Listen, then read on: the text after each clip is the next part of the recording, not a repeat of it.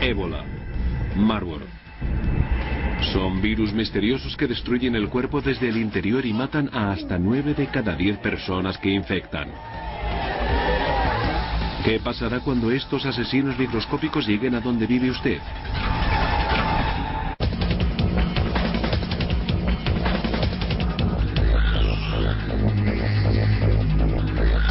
Asesinos microscópicos, el ébola.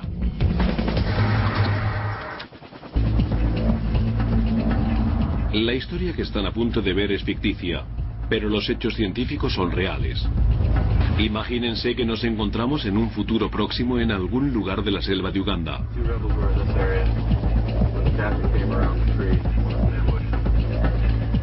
El gobierno de Estados Unidos ha enviado aquí a un médico para resolver un misterioso crimen relacionado con la medicina.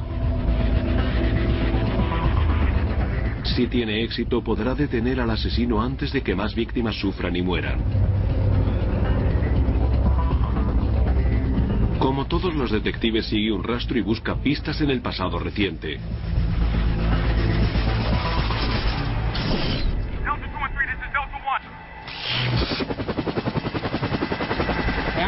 Tengo derecho a saber lo que está pasando. ¿Estoy infectado?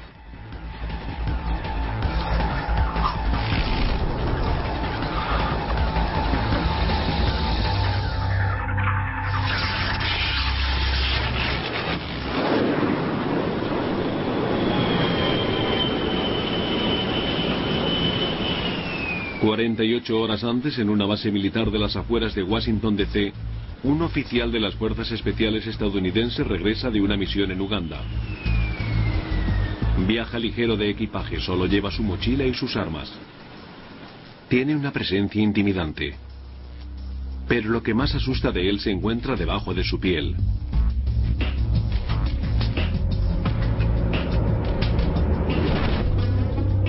Un virus ha penetrado en su cuerpo. Ahora mismo lo tiene alojado en las finas paredes capilares, casi perdido entre los discos de hemoglobina. Es un brote de ébola. Con solo 80 nanómetros de ancho, el virus de ébola es increíblemente pequeño, pero causa un daño enorme. Su forma de gusano contiene un código genético que obliga al cuerpo humano a autodestruirse.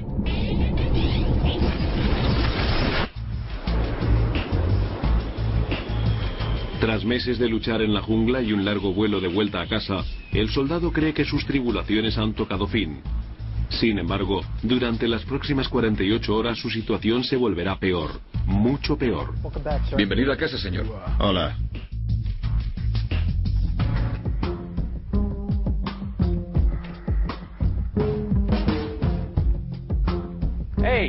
Hola. ¿Qué tal, soldado?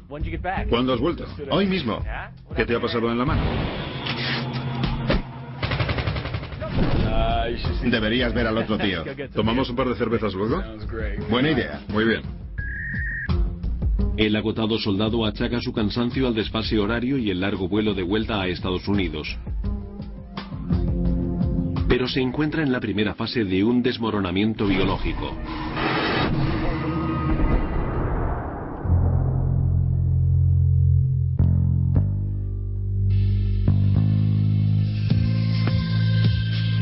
El ébola constituye la mitad de una familia de enfermedades muy pequeña denominada filovirus. Y el virus de Marburg es la otra mitad del clan. Ambos causan fiebres hemorrágicas virales. Se tratan probablemente de las enfermedades más espantosas de todas.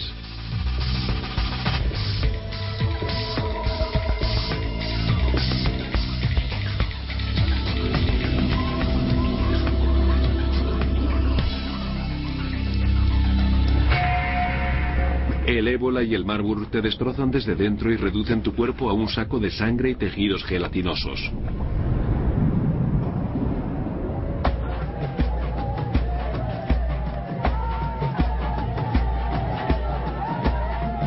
También son desacostumbradamente letales. Plagas como la peste y la fiebre amarilla se cobran las vidas de aproximadamente el 20% de las personas a las que infectan. El temido virus de la viruela tiene una tasa de mortalidad del 30%. Los filovirus matan a entre el 50 y el 90% de los afectados.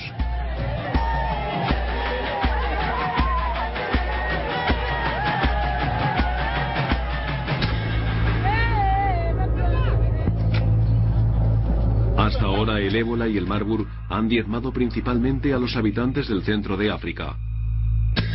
Parece que ambos virus se encuentran al acecho en algún lugar de la selva, y que las incursiones en los bosques de lluvia les han sacado de su escondite.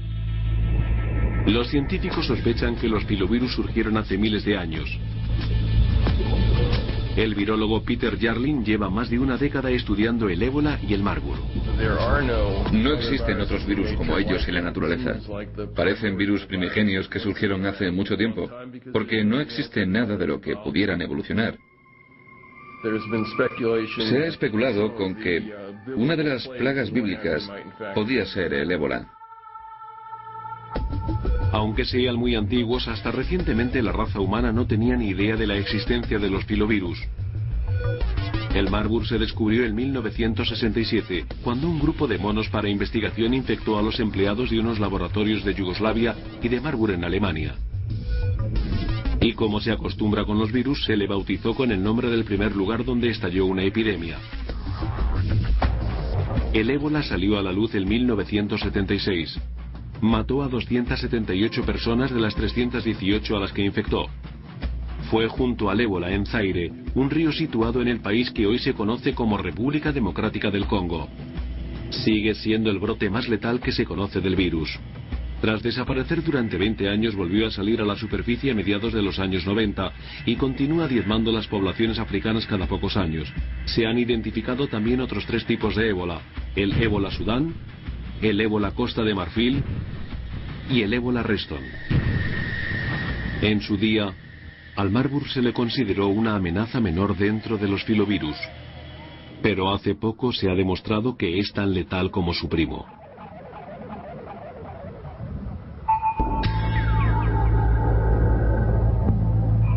A principios del siglo XXI, un brote de Marburg entre mineros del Congo mató a 128 de los 154 hombres jóvenes infectados.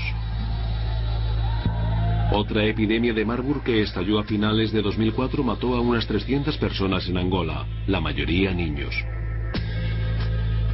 Nadie sabe cómo empezó ninguna de ellas. De hecho, durante muchos meses los angoleños no se dieron cuenta de que había estallado una epidemia de Marburg. La mayor parte de los primeros casos se diagnosticaron erróneamente como malaria, tifus o fiebre amarilla. Hasta ahora las epidemias de ébola y Marburg han estado confinadas al centro de África. Los brotes fuera de África fueron el resultado de accidentes en laboratorios. No obstante, tarde o temprano, alguien llevará el virus a una ciudad y desde allí al resto del mundo.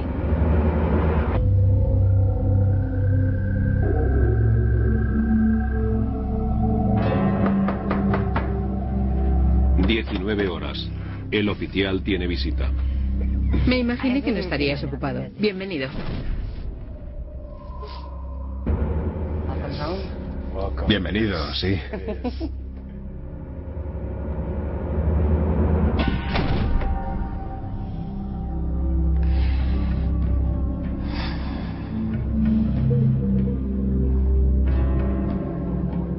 Como el VIH, el ébola se contagia por el intercambio de fluidos corporales.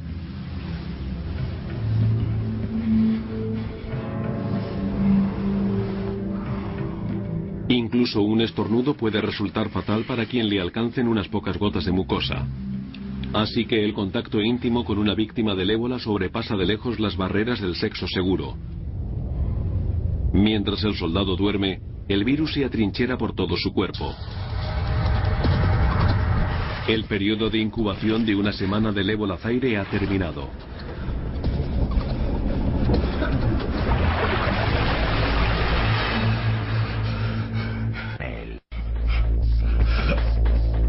Ocho horas.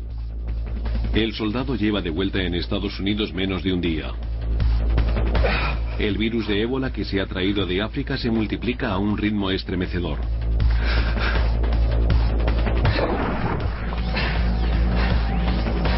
Los primeros síntomas del ébola son un fuerte dolor de cabeza, náuseas y dolores en todo el cuerpo. El soldado sabe que está enfermo, pero a estas alturas ya no puede pensar con claridad. La fiebre alta y el agotamiento se han apoderado de él.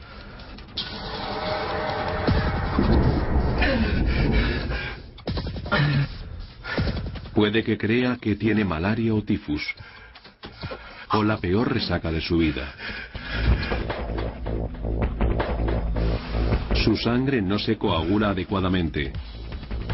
Sangra por la nariz, la boca y los ojos. Al final acabará sangrando por todos los orificios de su cuerpo.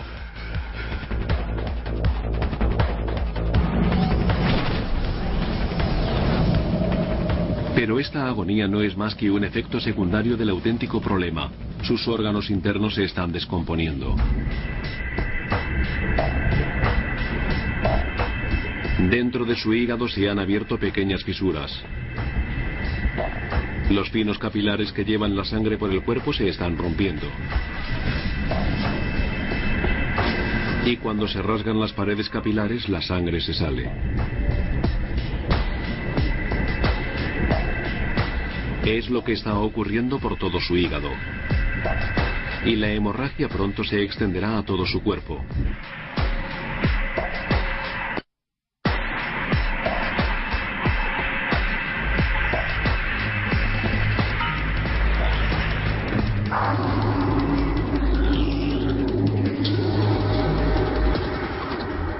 Cuando la infección comience a devorarle el cerebro, su letargia y su desorientación empeorarán todavía más.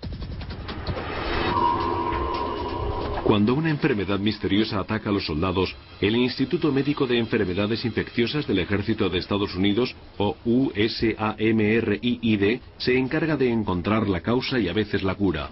Este instituto está situado a 80 kilómetros de Washington, D.C. Hasta 1969 era el cerebro del programa de armas biológicas de Estados Unidos. Ahora estas instalaciones bien vigiladas llevan a cabo una misión opuesta. Es aquí donde los médicos luchan contra los agentes patógenos más peligrosos de la Tierra.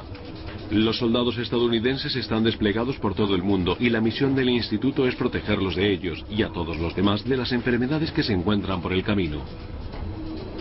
Los peligros de estudiar microasesinos como el ébola no pueden minusvalorarse nunca. Si las enfermedades que se estudian aquí se escapan, su potencia destructora combinada podría resultar imposible de detener. Los laboratorios del instituto están diseñados para asegurar que esa pesadilla nunca se produzca. Los laboratorios están divididos en 4 zonas de seguridad biológica. Los niveles más bajos de bioseguridad, BSL 1 y 2, manejan los agentes tratables o no letales como el sarampión, la varicela o los rinovirus que causan el resfriado común. Los laboratorios de nivel de bioseguridad 3 estudian organismos que causan enfermedades graves o mortales, pero para las que existen vacunas o tratamientos como la peste, la rabia o la tuberculosis. Una corriente de aire de presión negativa de una sola dirección mantiene a los virus peligrosos atrapados dentro. En el BSL-3, los especialistas deben llevar siempre batas y guantes. Y luego está el nivel de bioseguridad 4, un nivel tan peligroso que el aire y el agua corriente del laboratorio se bombea fuera continuamente y se calienta a altas temperaturas para matar todos los gérmenes. El BSL-4 maneja los virus más dañinos, los especímenes vivos de agentes patógenos como la viruela, el ántrax y el ébola. Son enfermedades mortales altamente infecciosas para las que no existe tratamiento ni cura. Los científicos lo bastante valientes como para trabajar aquí reciben docenas de inoculaciones y meses de entrenamiento antes de permitírseles franquear estas puertas cerradas a presión. Trabajan enfundados en monos espaciales con suministro de aire independiente. Trabajar en este laboratorio exige unos nervios de acero. Un error con un cuchillo o una aguja podría suponer la exposición al contagio y a una muerte agónica. El científico investigador jefe del instituto, el Dr. Peter Jarling, conoce de primera mano los peligros de estudiar el virus del ébola. No existen tratamientos, no hay vacunas ni medidas probadas para contrarrestar los efectos del ébola. Y has de saber que si llevas a cabo experimentos y te contagias, tienes muchas posibilidades de morir. Para impedir que eso ocurra, los empleados del BSL-4 siguen un estricto procedimiento de descontaminación y protección. Primero se desnudan y recorren una serie de compartimentos estancos.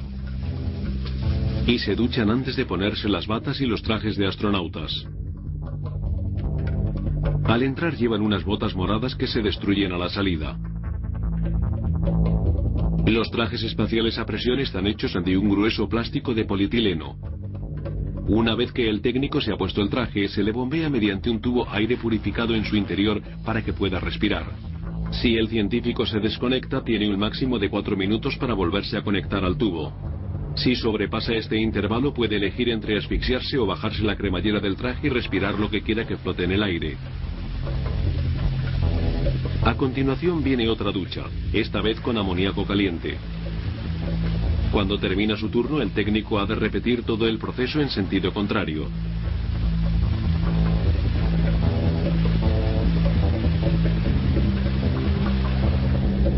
Peter Jarlin ha pasado la mayor parte de su carrera trabajando en el nivel 4. Trabajar metido en un traje de astronauta es una forma muy dura de ganarse la vida. Lo más incómodo es la continua corriente de aire, que resulta muy ruidosa. Dificulta la comunicación e imposibilita el hablar por teléfono. Además, es un aire muy seco que tiende a deshidratarte. Pero no puedes beber muchos líquidos por motivos obvios. Hay que estar siempre atento a los tubos de respiración de tus compañeros para no enredarte con ellos o con el material del laboratorio. Resulta muy incómodo y bastante agotador. La investigación médica implica trabajar con agujas y cuchillos que ya son peligrosos de por sí, pero mucho más en un laboratorio plagado de microasesinos de nivel 4.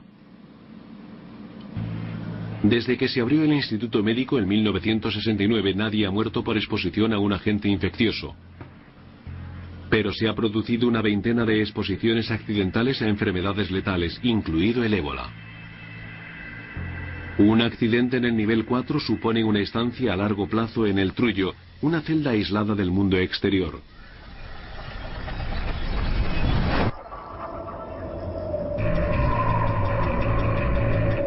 Durante décadas muy poca gente fuera del ejército conocía la existencia de la misión médica del instituto.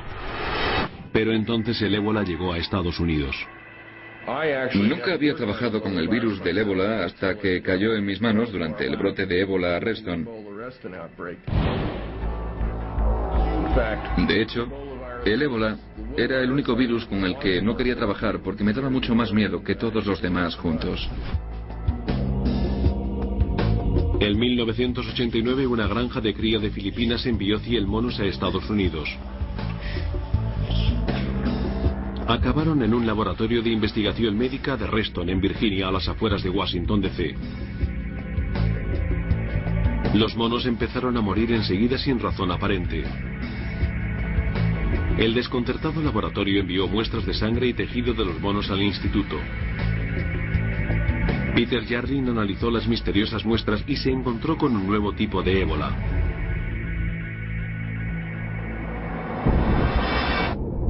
Jarlin enseñó su descubrimiento a C.J. Peters, que entonces era el jefe de análisis de enfermedades del instituto.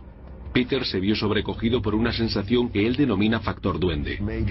Fue cosa de duendes que Peter Jarlin me enseñara una micrografía por electrones con un nuevo tipo de ébola que acababan de sacarle a un mono a menos de 50 kilómetros de aquí, en Reston, en Virginia. He de admitir que me erizó el vello de la nuca, porque no me gustó nada imaginármelo tan cerca de casa. Un agente patógeno de nivel 4 acechaba a las afueras de la capital de Estados Unidos. Era un virus similar a uno de los virus más letales que se conocían. Y estaba propagándose entre los monos y matándolos. ¿Sería seguro para los humanos? ¿Qué pasaría si un ser humano se contagiaba? La verdad es que no queríamos averiguarlo, así que recomendamos que exterminaran a los monos. El laboratorio mató a los monos infectados. Entonces los monos que vivían en el mismo pasillo que el grupo de monos infectados también comenzaron a morir.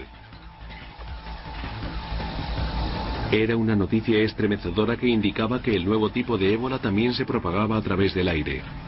El ébola Reston mató al 100% de los animales que infectó. Si hubiera escapado del edificio y contagiado a los humanos, las consecuencias habrían sido escalofriantes de imaginar. Estas valiosas imágenes muestran a la pequeña unidad de médicos militares que arriesgaron su vida para limpiar la zona contaminada. Tras matar a todos los monos del edificio, la unidad restregó con lejía todas las superficies del laboratorio. Y después quemaron formaldehído durante 3 días para eliminar cualquier resto del virus. Pero eso no fue todo. 4 empleados del laboratorio dieron positivo en los análisis de infección de ébola. Se produjeron 4 infecciones humanas. Ninguno de los contagiados presentaba síntomas. En los minutos vertiginosos que sucedieron al hallazgo, descubrimos que este tipo de virus era mucho menos patógeno para los humanos que las variedades clásicas. El primer estallido de ébola Reston pudo ser contenido, pero el propio virus continúa suelto. En 1992 el ébola Reston atacó unas instalaciones de investigación en Italia. Y en 1996 el virus mató a más monos de laboratorio en Texas. Se demostró que ambos brotes se habían originado en Filipinas. ¿Cómo infectó una enfermedad que vive en el centro de África a los monos del sudeste asiático? Los investigadores nunca lo averiguaron. Los proveedores y transportistas del tráfico de monos se mostraron reacios a compartir información. Pero en un desesperado intento para impedir la propagación mortal del ébola, todos los monos de la granja de cría de Filipinas fueron exterminados. Hubo que matar a todos los monos, incluso a las crías. Matamos a los bebés, fue una locura.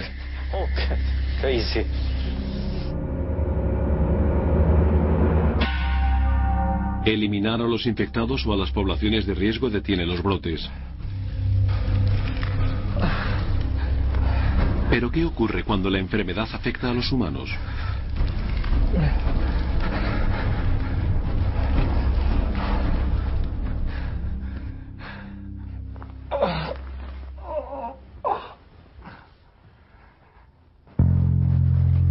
Tercer día, 15 horas.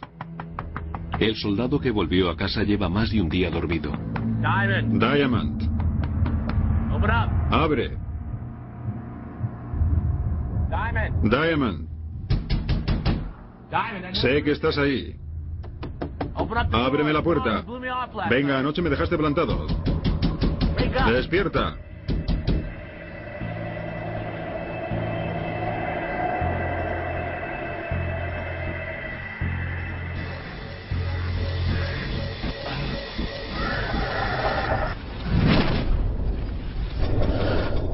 Diamond, mírame.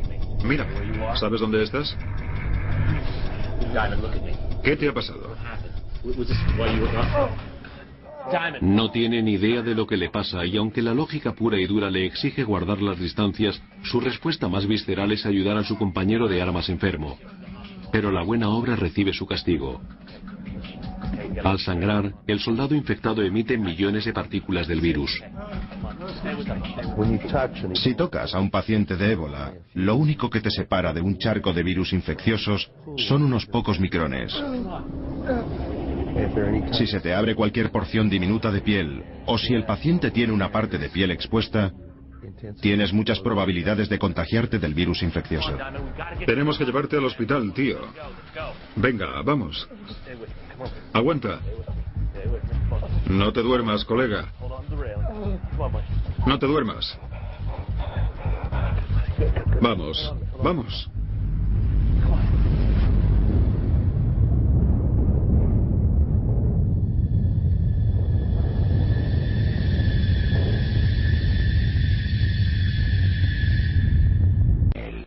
Yeah, 15 horas.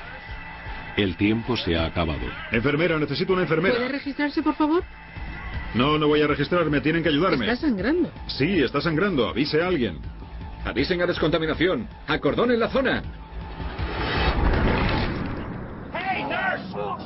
El virus de ébola ha abrasado las entrañas del soldado en cuestión de días.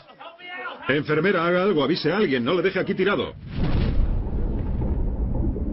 En su interior, las hemorragias masivas han descompuesto el tejido de los órganos principales. Las autopsias de las víctimas de ébola resultan a menudo frustrantes. Los daños internos están tan extendidos que no queda nada que examinar. ¿Y ahora qué hacemos? No para de sangrar. Que esté lo más cómodo posible. Que la cabeza no toque el suelo. Vale, eso intento. Hay muchas formas de introducirse en el riego sanguíneo. Por ejemplo, a través de los finos capilares de los ojos.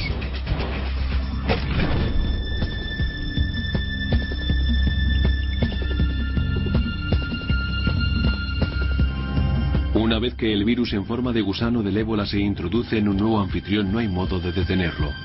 La infección y la muerte son rápidas y probables.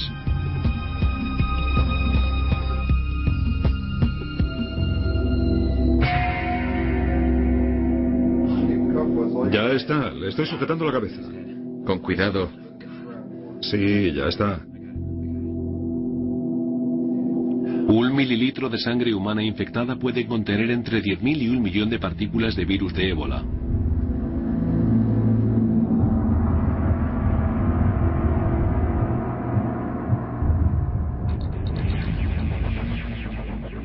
Los médicos, especialmente al pertenecer a una base militar, enseguida sospechan que se trata de un virus hemorrágico. Su primer paso es aislar a todos los que han estado en contacto con el virus, descontaminarles con duchas y confinarles durante semanas para someterlos a análisis y observación. Todos se resisten ante esa perspectiva. No. Pero la descontaminación y el aislamiento son partes esenciales de la estrategia para contener un brote de ébola.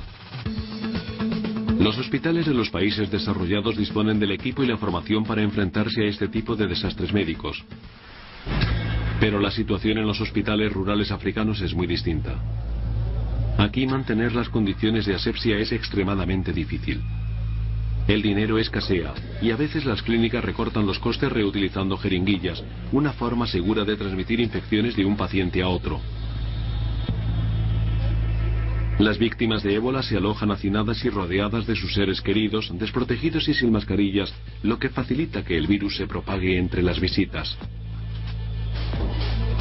Los empleados de los hospitales a menudo también son presa del virus y ayudan a extenderlo entre los demás pacientes. Los epidemiólogos llaman a este fenómeno amplificación y se produce cuando la pobre asistencia médica transforma un simple brote en toda una epidemia. Las epidemias de ébola suelen empezar con un solo caso. Alguien se pone enfermo en un pueblo o una aldea y contagia el virus a la gente que le cuida. Al final alguien acaba yendo al hospital. Y en los hospitales africanos nadie lleva guantes, ni batas, ni mascarillas. No se toma ningún tipo de precaución y constituyen el escenario perfecto para la transmisión del virus. La enfermedad no para de propagarse hasta que todos hayan muerto o se hayan ido.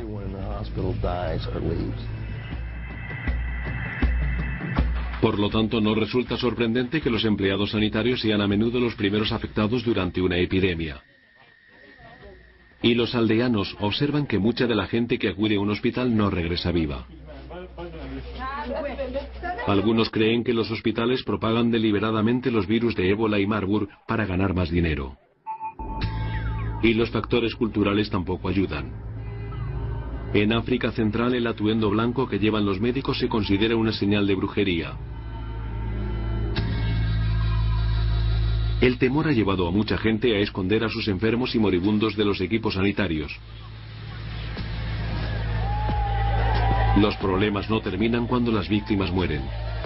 El virus puede sobrevivir durante semanas en un cuerpo muerto y los cadáveres están llenos de ébola.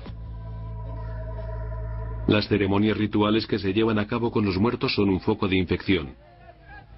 El ébola es una enfermedad cruel que puede atacar en cualquier momento y en cualquier parte. Pero las condiciones de las regiones empobrecidas la empeoran todavía más. El virus está tratando de adaptarse a los humanos y creo que es muy peligroso dejar que estallen esas epidemias en África tan a menudo,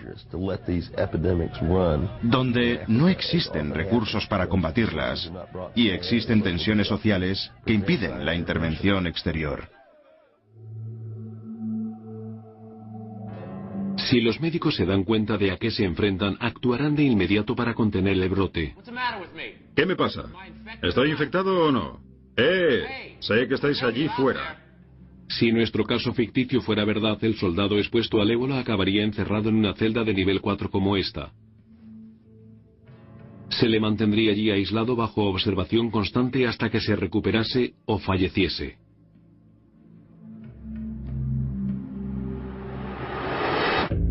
Mientras tanto, los médicos del nivel 4 analizarían su sangre.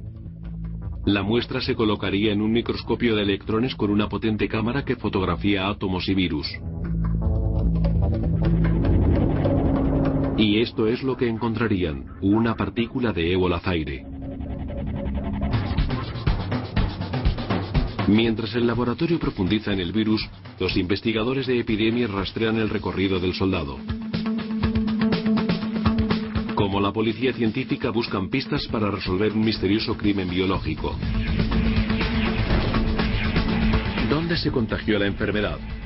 ¿Fue un contagio accidental o deliberado? Es decir, ¿fue el soldado víctima de un arma biológica?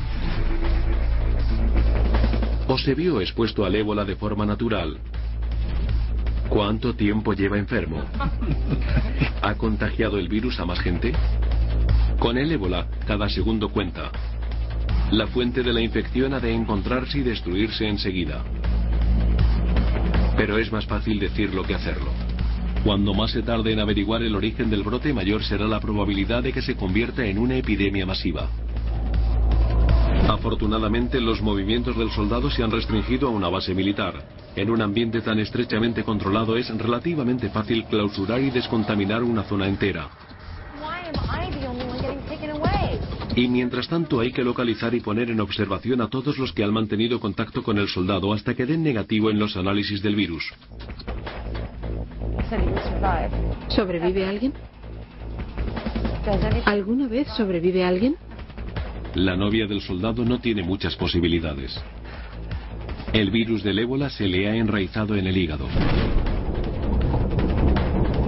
A pesar de las décadas de investigación, hay muchas cosas del ébola que continúan siendo un misterio. Se cree que la enfermedad sabotea las defensas del organismo y mata a los glóbulos blancos que luchan contra las infecciones. El virus escapa a los ataques del sistema inmunológico porque se esconde dentro de los cuerpos de los macrófagos, los policías que patrullan el sistema inmunológico. Los macrófagos limpian el organismo de infecciones bacteriológicas, pero pueden ser vulnerables a los virus. Los macrófagos no mueren en silencio. Envían un mensaje de alerta roja y expulsan a discreción un producto químico, la citoquina, mientras recorren el sistema sanguíneo. A niveles normales, la explosión de citoquina avisa al resto del sistema inmunológico para que se una a la defensa. Pero cuando ataca el ébola se produce un cortocircuito.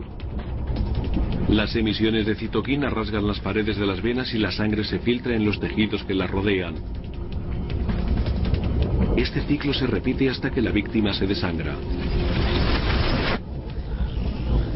Nadie entiende todavía por qué ocurre exactamente. Pero sabemos que una vez que el proceso ha comenzado, la hemorragia masiva es casi imposible de revertir.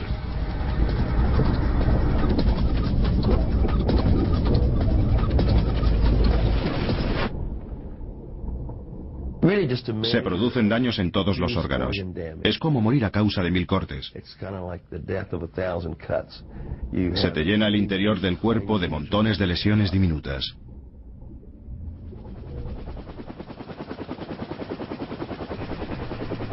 En Estados Unidos el objetivo es detener el virus antes de que se cobre más víctimas. Mientras tanto, un investigador médico viaja a Uganda en busca de la fuente del brote. El cazador de virus llega armado con un conocimiento detallado de cómo se propagan las enfermedades y con un puñado de datos sobre el caso. Sabe que el capitán salió de patrulla una última vez antes de regresar a Estados Unidos. El capitán se contagió, pero los 2 sargentos que le acompañaron no. ¿Por qué? También tiene que determinar si se trata de un incidente aislado o de parte de una epidemia más grande que aún no se ha detectado. Esta es la primera aldea en la que encontramos... Las pistas ya tienen una semana de antigüedad y el médico ha de actuar antes de que se borren. Esta es la principal zona problemática. Perdone, señor. Allí fue donde encontramos al rebelde muerto, el paciente 0. ¿Tenía mucha sangre? Sí, señor, por todo el pecho. Necesito saber a dónde fuisteis exactamente y repetir cada paso que disteis a lo largo de ese día. En las ocasiones que los cazadores de virus han sido capaces de identificar a la primera víctima de un brote de ébola, normalmente el infectado ha estado en contacto con lo más profundo de la selva tropical africana. Antes esta densa jungla era prácticamente impenetrable, pero con el crecimiento de la población y la disminución de los recursos, cada vez hay más humanos que se internan en las selvas primarias y secundarias. El médico ha venido aquí con dos objetivos. Primero, reconstruir la secuencia de sucesos que condujo al capitán a infectarse de ébola. Segundo, perseguir el sueño de todo cazador de virus, encontrar el escondite del huidizo ébola en la naturaleza, lo que los epidemiólogos denominan su reservorio. Un reservorio es un animal, insecto o planta que porta un virus pero no enferma. Los problemas comienzan cuando seres vivos sin inmunidad se infectan. En el caso del ébola, el reservorio natural, que seguramente es un animal, transmite el virus a los primates. Los monos en particular son los que más rápido sucumben a la enfermedad, y pueden transmitir el virus a los humanos que tienen una bioquímica similar. Localizar el reservorio del ébola ayudaría a los médicos a estudiar el ciclo vital de la enfermedad y tal vez a encontrar el medio de detenerla. Pero hasta ahora sus esfuerzos se han visto superados por el inmenso tamaño y la gran biodiversidad de la selva. El virus del ébola es uno de los más fascinantes que existen. Es un virus muy huidizo. Su reservorio natural sigue siendo un misterio después de tantos años de investigación y a pesar de los grandes esfuerzos que se han llevado a cabo para acudir a zonas donde se ha detectado la enfermedad. Se ha atrapado a todo lo que se arrastra, camina o vuela para tratar de aislar el virus y todos esos esfuerzos heroicos han sido un fracaso. En 1995 el ébola Zaire resurgió y mató a 250 personas.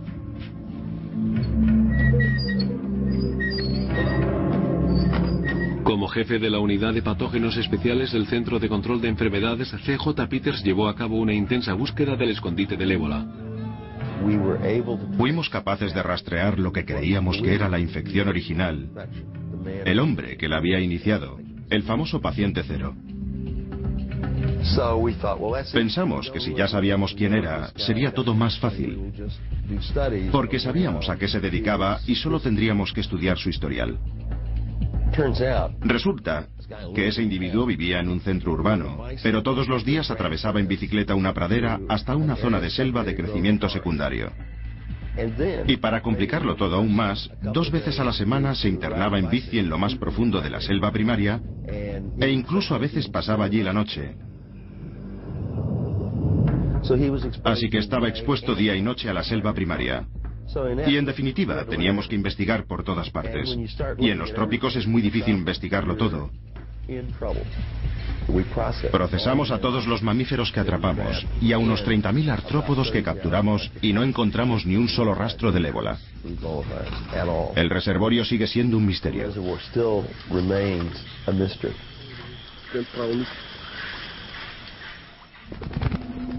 Nadie lo sabe con seguridad, pero hay un animal que encaja con el perfil de reservorio del ébola. Los murciélagos son una especie migratoria, lo bastante común como para interactuar con humanos, pero no tanto como para provocar brotes constantes del virus, y podrían ser sus transmisores. Los murciélagos también despertaron sospechas porque varios estallidos del ébola han estado ligados a cuevas. Es posible que el guano de murciélago contaminado ayude a propagar la enfermedad.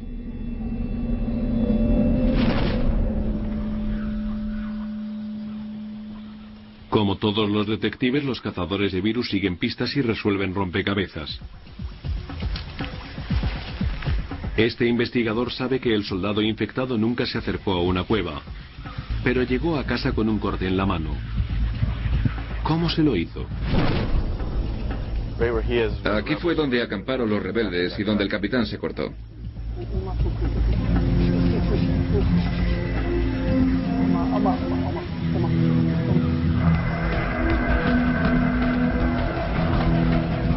Rebeldes hostiles a la 1:10. Un rebelde hostil avanza hacia vosotros.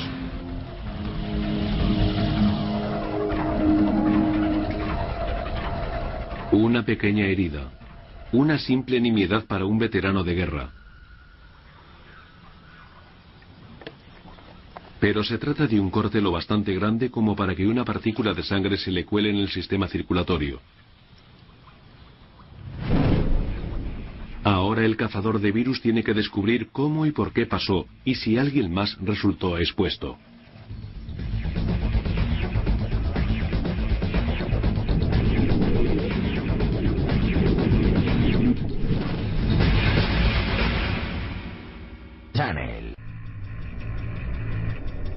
Tres soldados estadounidenses en la selva ugandesa, preparados para cualquier cosa que se interponga en su camino.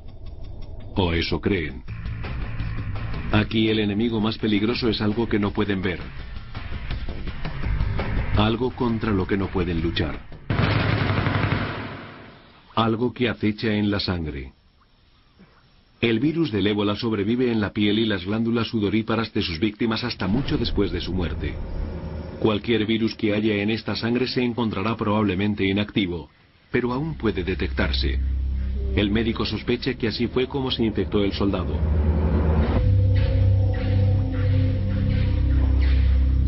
Cuando analice la muestra tendremos la prueba. El soldado contrajo el ébola a través del contacto de una herida abierta con la sangre de un cadáver infectado. Mala idea. Eso significa que el virus ébola zaire anda suelto y muchas defunciones locales diagnosticadas erróneamente como tifus o malaria pueden ser en realidad los primeros casos de una epidemia de ébola. Los aldeanos no entienden lo que pasa. Se creen que es la malaria y eso ayuda a propagar la enfermedad. La primera preocupación es controlar el brote. Pero a menudo no puede hacerse porque se sabe muy poco de muchos de esos virus. Hay que averiguar más sobre ellos para potenciar nuestra capacidad de control de la enfermedad e impedir que vuelva a producirse en el futuro.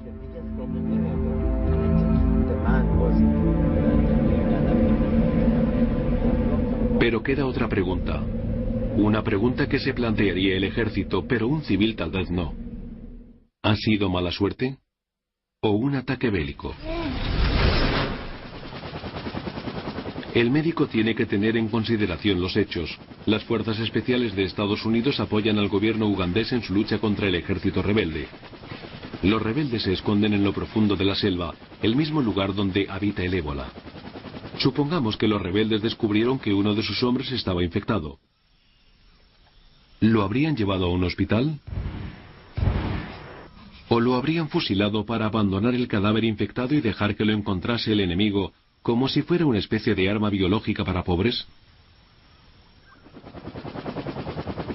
No habrían sido los primeros a los que se les ocurrió utilizar el ébola como arma. P.J. Peters dirige ahora el vanguardista Centro de Biodefensa e Infecciones Emergentes de la Universidad de Texas en Galveston. Muchos de los agentes bioterroristas son en el fondo infecciones emergentes que constituyen graves problemas naturales. Los virus no se fabrican, se obtienen de algún sitio.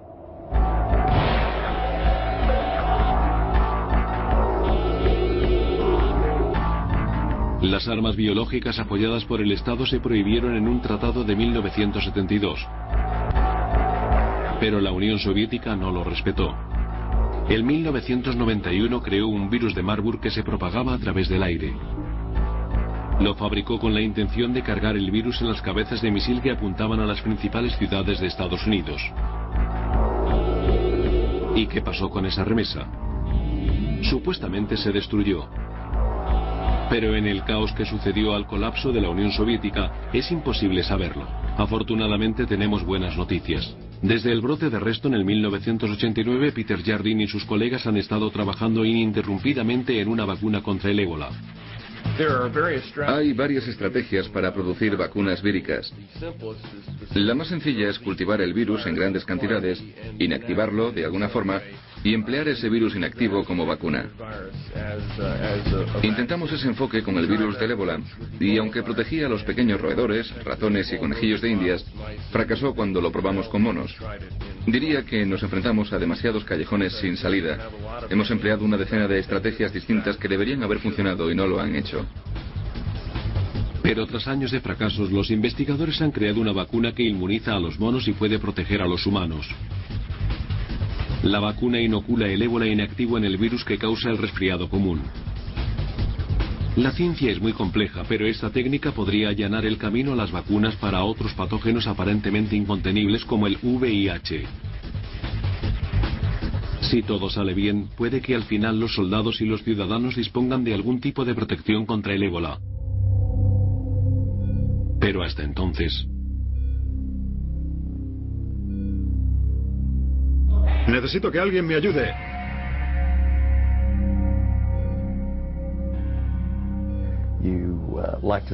Nos gusta pensar que este tipo de cosas suceden siempre muy lejos de nosotros, en sitios desde donde es muy difícil que un infectado acceda a un aeropuerto y se desplace hasta donde vivimos.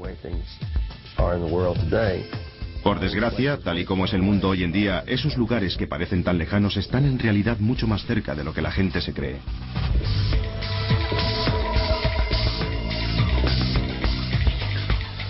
Solo podemos confiar en que si resultamos infectados, seamos uno de los pocos afortunados cuyo sistema inmunológico puede combatir a este terrible asesino.